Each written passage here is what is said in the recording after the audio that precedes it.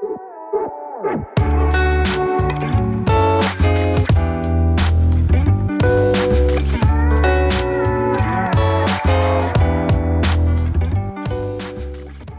this is Julian Palmer and welcome to the Discarded Image podcast. Once again, I'm joined by Alan Hawkes and we'll be talking about Ridley Scott's Prometheus. As I'm sure you know, the next instalment of this new Alien franchise is about to be released. So to commemorate that, as well as this podcast, I've just put out a video essay on YouTube that looks at the build-up to the notorious chestburster scene in the 1979 original.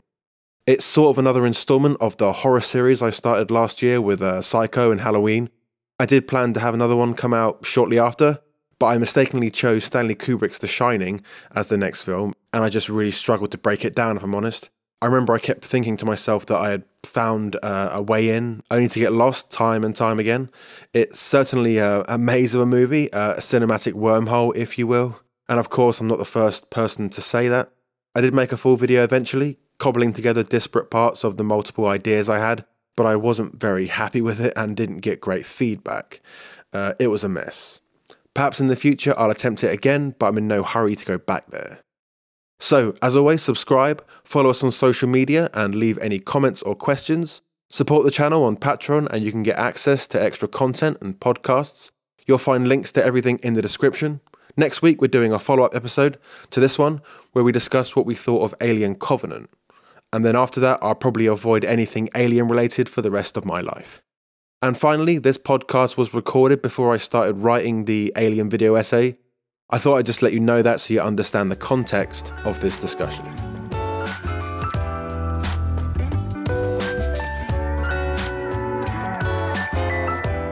You know, a lot of the time in really bad sci-fi, you get people explaining the history of the world they live in to you. Like, well, as you know, in this year, there was this cataclysm and that caused this and this.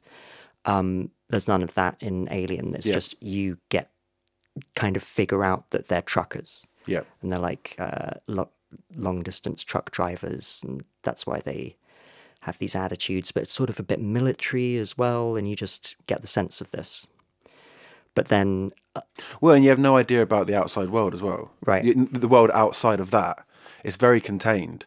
You find out, obviously, that whoever sent them, is it a corporation? I don't know. They call it the company, okay. Which I think in Alien was just supposed to be, because that's what you would call the company you work for the one or two times you mention it. You're not going to say the name of the company. But then in the later films, the company was just called the company. Right. Because they weren't expecting it to be a franchise and just sort of tried to build on some of that. What were you saying earlier about you saying something about heads and frames cut off? Yeah, a lot of the framing is so close up on the actors' faces that their chins, the bottom of their chins and the top of their heads are cut off. And when you're in a cinema, you can't really discern a full facial expression. You have to like focus on one eye at a time. And it's a very abstract experience. And I think seeing that in 1979, coming out of that and being a bit scared and having this weird artistic visual film, I think that was a very interesting experience for people, and that's why it became a hit, because you go tell people you've got to see this, and I'm sure a lot of people hated it. I'm sure as many people hated it as hated Prometheus. Yeah, I got quite irate on my Facebook. Suggestion. Yeah, like I just thought, talking about Prometheus primarily on this podcast, but obviously we'll be going back and looking at or talking about the whole Alien franchise, especially Ridley Scott's contribution to it. But yeah, I just kind of got irate because I don't hate Prometheus.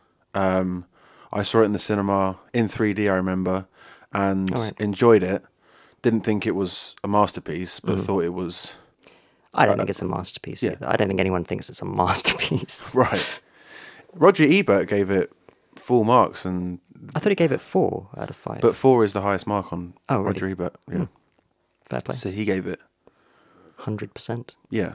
So I was kind of getting annoyed because I started watching it, and I think I was struggling to find things to talk about because although I don't hate the movie again, I just don't particularly love it either. So I was like, why are you making me talk about something that I have just very little passion or enthusiasm for? Yeah, which I think is fair enough.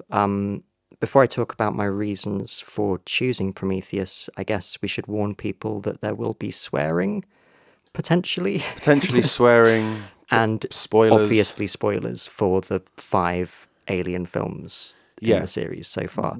We're recording this... Sorry. We're recording this also before Alien Covenant comes out, so we have no knowledge of what that's going to be like. About 2 weeks before. Yeah, well, I think with the first Alien, they weren't expecting it to be a success. They weren't expecting there to be sequels to it, whereas Prometheus is instantly part of a franchise, so I think they already had at least ideas for the next couple of films. So it was always supposed to be part of a series of films rather than a standalone thing. Why I chose Prometheus was kind of whimsical. I had a ticket to see the double bill at Cineworld of Prometheus and Alien. And did they show it in that order backwards? Yeah, they showed Prometheus first and then Alien. Yeah. Oh, which I was joking. I think it kind of worked better because it would be a bit of an anticlimax if you did it the other way. I was going to say like George Lucas and the prequels. If he was to do a double bill, he'd definitely have those before the original Star Wars. And just, I also have that kind of similar thing where obviously the prequels are made a long time after the original, where effects have, or technology's changed, the world's changed, and, you know, visual effects have changed, but they don't really try to mirror. For some reason, in the olden days, the technology was a lot slicker than it is. It suddenly gets retrograde. The original Alien is one of the first films to use computer graphics. Do you remember the computer graphics in Alien? You can explain it. Really just, it's on a monitor. Right. It's like the readout of them approaching the planets. Sure. And also, what's bizarre about Alien is they have these computer monitors that just have green text. It's like the oldest computers in the world, and they're traveling through space on these things. Yeah. It's like they couldn't imagine a time when computer screens could maybe even be black and white even. Sure. They just had to be black and green. So that's weird. So Prometheus, I just chose that because I felt like watching it again and thought, let's talk about that. I've only seen it once. You didn't feel like watching it again. You were going to Cineworld because you just got the Cineworld card, which means you go and watch almost everything at Cineworld. I don't watch almost everything. If there's something weird... You watch a lot more, you go to cinema a lot more than you used to. Yeah, of course. But if they... For those of you who don't know, because some people might be American, Cineworld is a cinema chain here in the UK, and you can get an unlimited card, which means you pay a set fee a month. It's like... £18. £18, which I would say it was like $30, but now the pound is so awful, it's almost the same. It's almost like $20. Yeah. So you pay that every month and you can watch... Which is the cost of 1.5 cinema tickets. So if you go to the cinema twice in a month, then you're doing a good job. So I chose Prometheus because I was planning to watch it again, and I thought the first time I saw it, I didn't get what all the hate was about. Because when it came out, everyone said it was the worst film ever made. And then I saw it and I was like, that was fine. Like, it wasn't upsettingly bad, but there's so much nerd rage on the internet. People writing reviews all in caps, claiming that everything's stupid and it doesn't make sense. Yeah, because I bought Prometheus on Amazon. Especially to watch it. Yeah, because I don't... Like, also, the one I've chosen, you own. I don't own Prometheus. I own the Alien box set. The one you chose, I had to veto because I don't own it. So we had to go with one by the same director that I do have. Oh. So sorry about that. Yeah. But if you give me enough notice, I could... Anyway, the whole point is, I bought it. I spent £3.50 on it, and I started watching it in this room right here, in my bedroom. Started streaming it on Amazon. And after half an hour, I just I couldn't think of anything to say. And so I just started angrily messaging you, saying, "Why are we doing this? Why have you chosen Prometheus? I've got nothing to say. I don't feel anything about this film. I don't love it. I don't hate it. I've got nothing." Yeah. Do you feel like... Fuck you. Do you feel like... But then I watched the rest of it, and I didn't feel that way anymore. I think there are some very good scenes in it, but for me, I like the prologue. I found it intriguing. It made me think about stuff. So I was, What was this stuff you're thinking about? Well, the prologue is a guy in a sort of robe, and he takes off the robe, and he's basically naked, and you see this spaceship fly away, and then he takes out this like potion. It's sort of an animate poultice, and he drinks it, and the camera ultra rapid zooms into his DNA, and you see his DNA being corrupted and breaking apart, and then it zooms out and you see him physically falling apart, and he tumbles into this water as he's disintegrating, and then you zoom into his DNA again and it's forming new strands. So you have to engage with that creatively because nothing's really explained to you. So you have to think about, okay, the ship is leaving, so they're leaving him there. He's not expected to survive. He's wearing a robe. It's a sort of ritualistic sacrifice. And you have to think about ideas which the filmmakers were probably interested in at the time, like these ideas that bacterial life, microbial life came from other planets. And that's what we evolved from. And, there are some slightly more nutty ideas that humans were created by aliens, like people think the Egyptians were worshipping aliens and things like that. So you've got all of these things that you have to think about in order to get the sense that that's what's happening here in this silent prologue, or dialogue-less prologue at least. And I think a lot of people watch that and go, well, that was dumb. That didn't make sense. And if you refuse to engage with it, then you're not going to get anything out of it. So that, and then it goes into this 35,000-year-old cave painting, which Herzog did a film about around the same time. The Cave of Forgotten Dreams. That's right, yeah. So, yeah, it's just a lot of things that stimulated my thoughts. Yeah, it definitely is. So I was on board with it. Right. I was giving it a chance.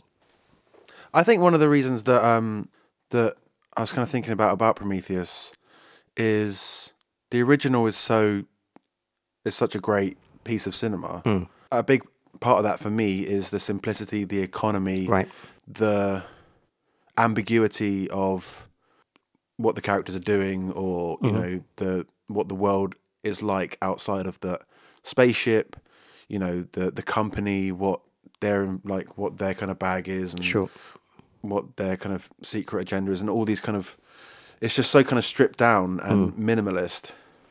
Yeah. So then to see him then kind of create this prequel where he starts more overtly talking about the philosophy right of the alien world, it's almost like David Lynch, for example, never talks about what his films mean.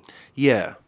And it almost feels like he's explaining something that before was very abstract. Sure.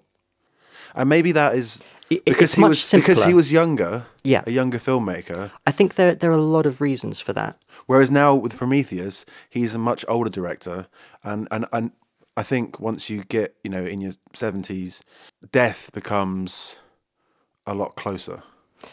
Because sure. I thought the Guy Pearce character was very interesting, because and it's interesting that Ridley Scott is revisiting this franchise at this point in his life, and the film is a lot more overtly philosophical, a lot more concerned with finding like spirituality and religion and finding meaning in the world. Right. The same way the other ones are sort of B-movie horror, more standard horror movie type things. Yeah, and I don't know, it reminds me a lot of Mission to Mars, Prometheus. Yeah, totally. Which is... Yeah, it has a lot of the same ideas in it. Which is a film that was critically demolished when it came out, but I think it is unjustly maligned. I think it's a very interesting film, and there's some sequences in it that are amazing. Talking about the kind of philosophical aspects, do you know what Prometheus is? Sure. What is it? The Greek god who gave humans fire and was punished for it. Right. How do you think that relates to the film? Well, it's the ideas of gods giving things to lesser beings. Right. Gifts like human physiology. Like we're supposed to have the same DNA as those giant aliens, but they're massive and technologically more advanced and more godlike than we are. There was also that part in the film where I kind of thought the Prometheus title, how the aliens gave them life, but then they decided that they wanted to take it away from them. Sure. And that seemed to have something to do with the Prometheus. Right.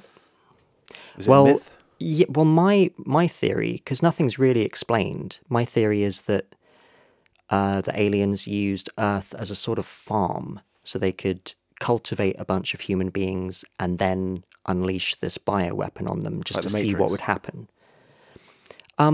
Well, I think they, came up with this mutagenic pathogen just to experiment with it, just to see what it would do. People are going to need a dictionary for this podcast. Mutagenic, I think that just means something that causes genetic mutations. So you say words you don't know the meaning of? I've heard people say mutagenic before. I've heard that. And a pathogen, that's a disease of some kind. Is it something that spreads? Yeah. That sounded nice when I said it. Yeah. The Alien films do seem, like the first one definitely seems to be, I think, about disease in some aspects as well. Okay. Almost like, I was kind of thinking about just the way a virus... I think Alien 3 has a much more AIDS reading. But I was just kind of thinking about, just the idea of something kind of living in your body that's destroying it, and then how that's growing and then just destroying everything. But you get that in Prometheus as well, like the silver worm that comes out of his eyeball. It reminded me a bit of The Fly. Right. Because that seems to be about, cancer or just something eating away at you. What did you think of the cesarean sequence? So I think that's a really well put together sequence. Yeah, me too. And it reminded me of Eraserhead. And both that reminds me of Eraserhead, but Alien, the original, also just a lot of the kind of soundscapes and because obviously in Eraserhead you have the weird alien. I don't know what. Have you seen Eraserhead? I was hoping you wouldn't ask me that. No, I haven't seen it yet. You haven't seen Eraserhead? I'll see it by next time. Jesus, Just haven't got around to it. So in Eraserhead, like it's a lot about David Lynch's fear of just becoming a father. Right. And his wife's given birth to this child that is really bizarre looking. Okay. It's like alien-like. Right. The cesarean scene is, it seems like, both that alien metaphor from the original of having something grow inside your body that is going to kill you, but also just the general Eraserhead idea of the fear of motherhood. Yeah. So watching Alien again recently, I couldn't help but notice how shoddy the special effects are. Like the chest burst scene, that the special effects on that alien are rubbish and it looks like a joke. It's just that scene is built up so well and acted so well that helps you to believe in it. It like comes out and it's just like a sausage that just slowly bends forward a bit and doesn't really do anything, and then it runs off, and you can tell that it's just a still model that they've got on a track and they've sped it across the table. It just it looks crappy. Whereas the technology has advanced so much that with Prometheus, I don't think they had to compromise anything. I don't think they were denied the budget they needed to make it look exactly how they wanted. So things like the cesarean section, which is... But it's not even a budget thing too, because these days you can do whatever the hell you want. That's right, yeah. More or less. You can do all sorts of things in post. Yeah. Correct all sorts of mistakes. Yeah. Especially if you've got a budget like Ridley Scott. Mm-hmm. I also really liked the sequence, which... But that's what I kind of like so much about the original. I like the physical... Yeah, definitely. Aspects of it. The same way, I feel the same way about a lot of those 80s, 70s, 80s horrors, like The Fly, like The Thing, even like the original Star Wars I mentioned in my video essay, that the kind of lived-in practical nature of it. I don't know, something about it just feels more tangible. It's... Especially for a horror film, like I sometimes feel that pristine visual effects don't necessarily work I think well for horror. Yeah, one problem with Prometheus is you've got all of these characters and you've got all of this plot to get through. The plot of Alien is really quite straightforward. They find an alien... It's unbelievably straightforward. Yeah, it's like 3-4 points. Whereas in Prometheus you've got... Just drawn out. Right. And really well done and suspenseful, amazingly well shot, mise en scène, composition, it's fantastic. Anyway. Mise en scène. How do you say it? I don't really say it. I think it's pretentious. Whereas in Prometheus, you've got all of these characters and trying to give them all personality is difficult. Like the Benedict Wong character, what's his deal? He doesn't... I think he only like says, okay, let's die at the end. That's his whole script. But There's I do think the guy who just fucking loves rocks. I just really fucking love rocks, right? So that's... Yeah. Whereas in Alien, you have a bit of conversational dialogue. You have the two sort of most lowly crew members complaining about their pay and how much work they have to do. And you don't have time for any of that in Prometheus. Everything has to be plot. So that's a shame. Yeah, I mean, the atmospherics are lacking compared to the original. Because it seems like... I think what I found so impressive about Alien, the original, is that because you've got this director, Ridley Scott, who became such a huge filmmaker and did philosophical works like Blade Runner, for example, obviously has these high aspirations, but he's doing this essentially a B-movie. Because I was listening to the one of the latest WTF Mark Maron podcasts, and he had Waterhill on, the director, but he also... I haven't heard that one yet. He was the producer on Alien, and he was saying that basically... He did The Driver, didn't he? Yes. Yeah, that's a good one. But he was basically saying in The Warriors, 48 Hours, he was just saying that, the whole concept or the whole idea was to take a B-movie premise, but shoot it like a... art film. What I find interesting about that in terms of Ridley Scott is that because the script is so bare bones and so minimalist, he has to put all his artistry and all his aspirations into those elements. So that's why I just think frame by frame it's just gorgeously abstract horror film. Well, yeah, you've got a very narrow depth of field, and a lot of the characters are in ultra close-up all the time, where you're just really jammed up against their faces, especially if you're watching it in a cinema. And I feel like that is how they get you to empathize with the characters, which is how horror movies work, where you have to get the audience to care about the people so that when they're in danger, you'll be scared. Yeah, it felt like in Prometheus there was definitely... Less of that. Well, there was some more attempt made to give the characters some kind of more scripted, like the whole thing with the Noomi Rapace character and her faith, and then her boyfriend's going on about Darwinism. There's kind of none of that in the original. And also I just think, Ridley Scott, he's in that kind of rarefied filmmaking air that he can more or less do whatever he wants, I think. And he often does huge kind of epics, you know, whether it's Robin Hood or the Moses film, Gladiator, Kingdom of Heaven. But I think it's maybe telling that the film of his that seems to have got the most critical respect in recent years is The Martian. And what is it about The Martian that is potentially similar to something like Alien? Right. I liked The Martian. Yeah, but my point is, what do you think connects Alien to The Martian compared to the rest of Ridley Scott's work of late?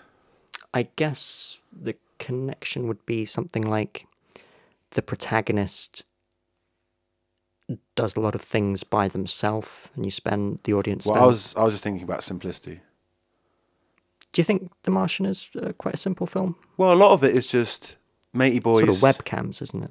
But I just mean in a plot sense that it's just that's true. Matey boy stranded on Mars, and he has to find a way to escape. Right. Which has obvious parallels to Alien. That it's all about escaping a dangerous environment. I always think a lot about simplicity and economy. Right. Because I do think sometimes that's the key to.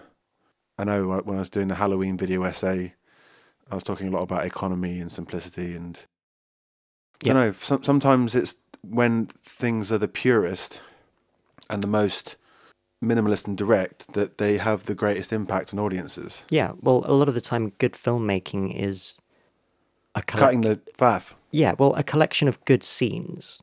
So if you have a simple idea, which is just done very well in a really interesting sequence, that's a lot more satisfying to watch than a very complicated film where they're all of these modern films which are like 2.5 hours long, and you're like, mate, that you didn't need that second hour. Is that when you go and talk to the director? Yeah, I'm like, mate, just what are you doing? One thing I think is interesting about Alien and Prometheus is that you've got this film series, and they're all by different directors, and all by very different styles. And they're all good directors as well. Sure. Or not even good, they're all like very high caliber. Indeed. You know, if you love action cinema, then you love James Cameron. You should do anyway. And they're all the only unifying... If you love sci-fi, especially in the 70s and 80s, then Ridley Scott's a big name for you. Obviously, David Fincher is... A lot of people kind of see him as the Kubrick of... Was that his first film? Yes. Right. And Jean-Pierre Jeunet, you know, he's made, you know, such masterclasses as Delicatessen and Amélie. Yeah, I really like those too. I even really liked his last film. I forgot what the name of it is now. It was a 3D film. I thought it was some of the best 3D I've ever seen. Like, there's only a few films where I go and... It was after Micmacs. Yeah. There's only a few films where something Spivet. Oh, yeah. It's like a thing about a young boy. The Tale of blah, blah, blah. There's only a few films where I think 3D is really necessary. And that's, you know, stuff like that film I thought was really inventive, the 3D. Okay. Gravity. Hugo. From the trailer, blah, blah, blah, Spivet seemed like quite a domestic film. Like it seemed sort of domestic problems rather than the kind of thing you would expect to see in 3D, like Gravity, where things are whooshing about. Yeah. But I didn't see it, so... Yeah.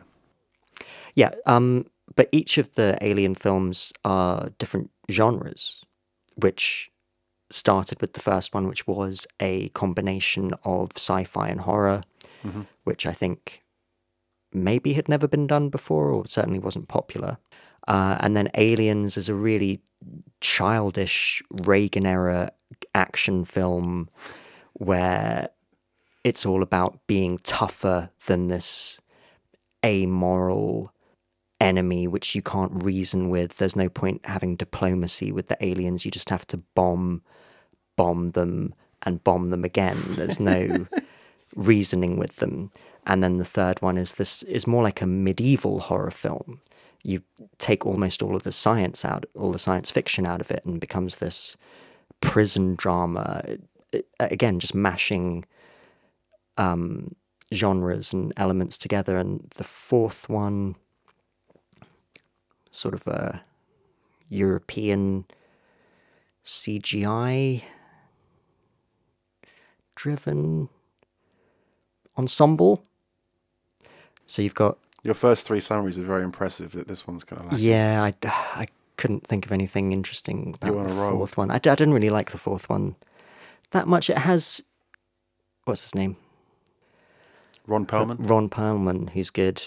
Yeah, and then this one is the only time a director has returned to do another film in the series. And I don't think prequel is the right word. I think it's a reboot. I think they are doing another series of it, a spin-off series, taking it in a different direction. Like, there are no aliens in Prometheus, except right at the end you sort of see one. And it's a different... I think it's different storyline. Yeah, I mean, it's a bit of both, isn't it? So obviously with the... It's definitely an alien film, but I think one of the reasons it was so hated was because it didn't give people what they wanted. It didn't have people being stalked by an alien. It had these weird creatures. I love that sequence with the snake. That snake looks creepy as hell. And... I think people have an idea in their head of a certain world, and that's what I was talking about with Alien, is that because it's so minimalist, because it's quite abstract, that you create this whole world in your imagination to an extent. Obviously there's more Alien films, so that kind of gets more elaborate and that starts getting more defined. But I guess just in terms of Ridley Scott, they kind of feel that their imagination's been taken away because he's now forced this wider interpretation, this thing that is more explanatory. And I definitely feel by the time that the next film comes out, and is there another one? However many films there are in this franchise, he's gonna, all those kind of pockets of information that you imagined yourself is going to be filled out by him. Sure. And I think people find it difficult to separate that to then... Yeah, well, I think people find it hard to like, I imagine what the world of Star Wars was like before the first Star Wars. And then they see what George Lucas intended. They're like, fuck you, that's not what I thought. Like, yeah. But I still like watching the recent Alien. I wasn't thinking about Prometheus. I wasn't thinking about any of that origin. I was just thinking about what he was trying to do as an artist at that time in his life.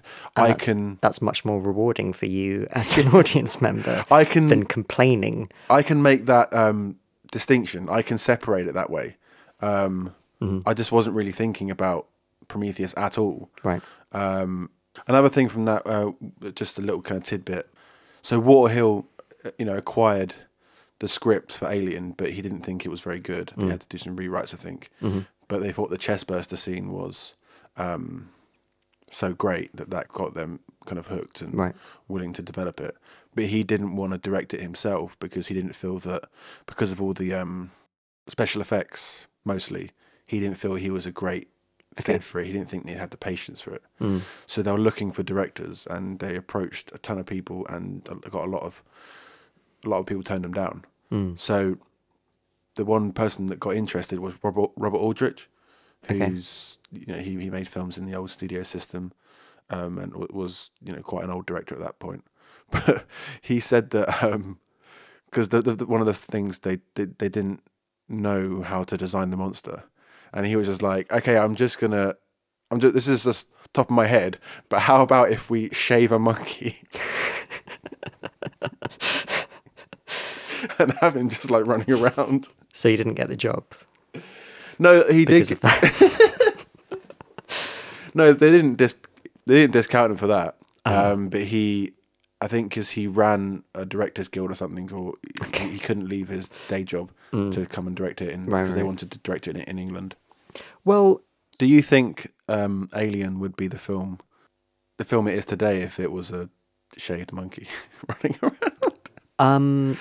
At least that wouldn't seem like an effect. It would be natural, organic. Sure, yeah. I mean, you'd feel like that would make the artful cinematography a little harder to achieve if there was a monkey running around the set, and like trying to set up the camera for a close-up and there's a monkey in the way. I do messing think with the boom, swinging on everything. Making lots of noise, ruining all the sound takes. Yeah. I do think one of the reasons why the franchise is so iconic is because the design of the creatures. Sure. That it is which you don't really see in the first film. You just get glimpses of it. And in Prometheus, they didn't really show a full one to the end, did they? Yeah, that's true. And it was sort of a weird shape. Was it? Yeah, I felt like... I was thinking about in American Werewolf in London for that last scene. Okay. That seemed to... Just that whole kind of transformation thing. But obviously done with CGI. But when we were at university, I heard in a lecture that the reason Alien was shot that way is because Ridley Scott didn't like the alien suit. It looked crappy. So he was like, I can't let people see this. I'm going to have to shoot this in an interesting way. So it's the Jaws. Yeah. I'm going to have to concept. Work on the tension of it rather than... well, and just putting everything in shadows. Yeah. Which made it a better film in the end. Whereas Prometheus, there are no limits to what you could see or what you could show. There's no limits both visually and also, as I was talking about, in terms of ideas, what you can explore, you know, what you can stage, what you can conceive. It's kind of limitless, you know, an alien film, because they assume it's going to have a huge appeal. He's going to get right, exactly, very big budget. And which I quite resent in this modern film culture, that everything has to be a franchise in order to get made, basically. You can't have an interesting independent one-off film. It has to have a franchise attached to it that has an installed audience, like Beauty and the Beast. You know, that's not a great film, but... What's the franchise there? Well, it's Beauty and the Beast, the animated film, and then Disney have done a live-action remake of it. But it's not like a thing that follows on. No, it's a remake. Yeah. So that sort of is a self-contained franchise, just a franchise in itself. And, you know, millions of people go to see that because they remember seeing the animated version, which is a shame. But Disney are doing very well with that. They're making tons of money, and good for them. But I do think of Ridley Scott, like the films of recent years that seem to be the ones that stick out in people's minds, I'd say probably Gladiator and The Martian. And I think in both those instances, again, the commonality is simplicity. Like Gladiator is just a guy that gets enslaved and has to fight duels. I didn't like Gladiator for probably the same reason I quite liked Prometheus, which was what I had heard about it before I saw it. So everyone was raving about Gladiator, and I finally got round to see it, and I thought that was fine. I don't see what the fuss is about. Exactly the same thing with Prometheus, except all I heard was people complaining about it first. So you have more reverence for Prometheus because it exceeded your expectations. That's right, yeah. Whereas Gladiator... What's the opposite of exceeded? Didn't live up to. We'll find out what the opposite of exceeded is later. So I think it's about time to start wrapping this one up. Thank God. Anything else you want to say to close it out? I don't think so. Michael Fassbender was pretty good in it, I thought. Yeah. He was on a roll then. I think Assassin's Creed was the first sort of chink in his armour. I thought he was very good in the last film I saw him in. The Derek Cianfrance. Oh, yeah. I forgot what it's called. Light Between the Oceans? Yeah. I think he's got a pretty good track record performance-wise. You know, he's always the best thing in the X-Men films, I think, as well, usually. Sure. Well, I don't know. There's so many great actors in that franchise. Yeah, McAvoy's good. I like Jennifer Lawrence. I think... As an actress? Yeah, I've seen her do good work. I think she's a great actress. Good. Especially the stuff she does with David O. Russell. Yeah, but again, has a lot of haters. Does she? I think you just spend too much time reading the shit flingers. You would think that, but I actually spend almost no time on the internet. I just think, Jennifer Lawrence, she's got an Academy Award at a very young age. She was nominated before that, and then she got nominated afterwards. And she's David O. Russell's muse in a lot of these films. And David O. Russell is one of the best directors, American directors currently working, and also one of the best directors of actors currently working. I realise what I'm actually thinking of is Miguel, who we went to university with. I saw... So one person's opinion... Hold on. I saw American Hustle with him, and she thought she was bad in that? And she's amazing in that. We came out of it, and he was like, so Amy Adams was great in that, wasn't she? And I was like, yeah, she was pretty good. Way better than Jennifer Lawrence. Like, everyone goes on about Jennifer Lawrence being good. She wasn't that good. I'm like, I don't know what you're talking about. I didn't notice any of that. I thought they were all great. Great film. Great. Maybe you should go to therapy about that. It sounds like there's some there's underlying issues there. Maybe there was a girl that looked like Jennifer Lawrence that he was trying to hook up with, and she maybe broke up with him, or didn't, or wouldn't go on a date with him. It's just weird when people feel really passionate about something that you haven't even considered, and they're trying to get you on board. Don't you think? Don't you think she's way better than Jennifer Lawrence? Sure, yeah. All right, good. So thanks for listening. Let us know what you think about Prometheus and Alien Covenant and whatever. We're planning to do a meet-up later on once we've seen the new one and give our opinions for that. Great. I think it's going to be good. I'm looking forward to it. The sequences I've seen feel a lot more like an Alien film than Prometheus did. So I wonder if Ridley Scott's had a general conception of the way he'd like this franchise to play out, sure, or if he's responding to the negative responses to Prometheus. Yeah, it could be both, because, when you get superhero films, they're conceived as trilogies, so you have an origin story first, and then you've got the second and third acts, so maybe the reason there were no aliens in Prometheus was because he's building up to that. But I think it looks, from what I've seen, I'm a fan of the actress too. The one from Inherent Vice? Yeah. Yeah, she's great. But you didn't see Fantastic Beasts? No. She was good in that. One of the things that almost got me to watch Fantastic Beasts was Colin Farrell. I'm a big Colin Farrell fan. And him doing a villain, I would have found fun.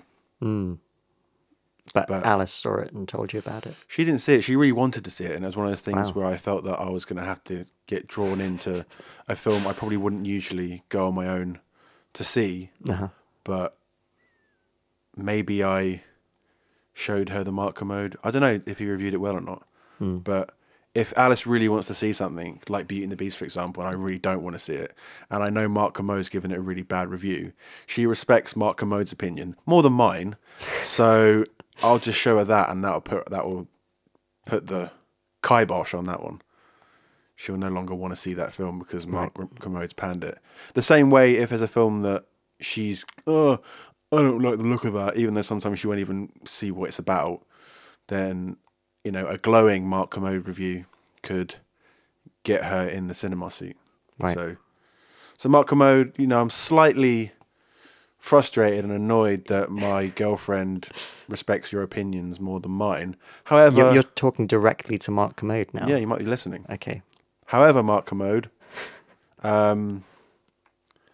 sometimes when she watches one of your reviews, she seems to get a bit randier.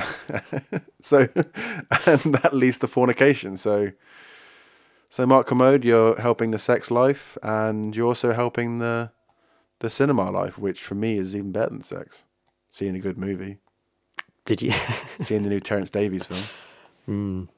Right, great. Well, thanks for listening. I've been Alan Hawkes. Look me up on Twitter, please. I've got almost 100 followers now. They're mainly advertising bots. So if you're a real person, follow me, and I promise to follow back. Thanks. Bye. And I'm at Julian J. Palmer. If you're listening to this on iTunes or SoundCloud or wherever you hear your podcasts. I also have a YouTube channel, The Discarded Image, where there's video essays and also a short film that me and Alan collaborated on, so you can check that out as well.